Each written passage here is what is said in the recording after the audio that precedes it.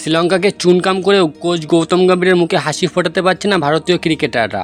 3 ম্যাচের সিরিজে নজর কেড়েছেন তরুণ ক্রিকেটাররা, কিন্তু তারপরে সন্তুষ্ট হতে পারছে না গৌতম গম্ভীর। সিরিজ জিতে রিঙ্কু সিংদের হুঁশিয়ারি দিয়েছেন তিনি। সিরিজ জেতার পরে সাজঘরে ক্রিকেটারদের বার্তা দিয়েছেন গৌতম গম্ভীর। এরপরে শ্রীলঙ্কার বিরুদ্ধে 3 ম্যাচের একদিনের সিরিজ খেলবে ভারত। সেখানে এই দলের অনেকেই থাকবেন না। তাদের মধ্যে রিঙ্কু ছাড়াও রিয়ান পরাগ, সূর্যকুমার যাদবের মতো ক্রিকেটারও রয়েছে। সেই সব ক্রিকেটারদের বার্তা দিয়েছেন গম্ভীর। ভারতের নতুন কোচ বলেন, যে কয়েকজন ক্রিকেটাররা একদিনের দলে নেই তারা বেশি বিশ্রাম পাবে। তাই বাংলাদেশ সিরিজের আগে তারা যখন দলে ফিরবে তাদের ফিটনেস ও দক্ষতা আরও ভালো হতে হবে। এরকম ভাবনা রাখলে হবে না যে আরও একটা সিরিজ খেলবো, ওখানে গিয়ে যা হওয়ার হবে। আগে থেকে নিজেকে তৈরি রাখতে হবে, ফিটনেস আরও ভালো করতে হবে, না হলে জায়গা হবে না দলে। সেই সঙ্গে অবশ্য টি-20 সিরিজে সূর্যের অধিনায়কত্ব ও দলের ক্রিকেটারদের প্রশংসা করেছেন গম্ভীর। তিনি বলেন, সূর্য দারুণ নেতৃত্ব দিয়েছে। আমি সিরিজ শুরুর আগে একটা কথা বলেছিলাম, যে পরিস্থিতি হোক না কেন শেষ পর্যন্ত লড়াই করতে হবে।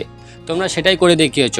এবার রোহিত শর্মার নেতৃত্বে শ্রীলঙ্কার বিরুদ্ধে ভারতীয় দল একদিনের সিরিজ খেলতে নামবে। শুক্রবার 2 দলের প্রথম ম্যাচ।